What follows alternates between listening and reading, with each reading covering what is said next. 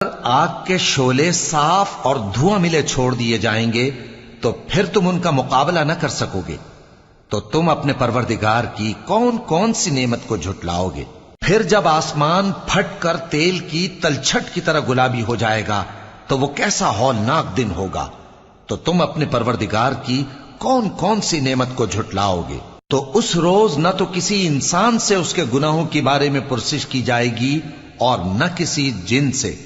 تو تم اپنے پروردگار کی کون کون سی نعمت کو جھٹلاؤ گے؟ گناہگار اپنے چہرے ہی سے پہچان لیے جائیں گے تو پیشانی کے بالوں اور پاؤں سے پکڑ لیے جائیں گے، تو تم اپنے پروردگار کی کون کون سی نعمت کو جھٹلاؤ گے؟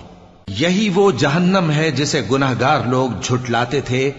وہ دوزخ اور کھولتے ہوئے گرم پانی کے درمیان گھومتے پھریں گے، تو تم اپنے پروردگار کی کون کون سی نعمت کو جھٹلاؤ گے؟ اور جو شخص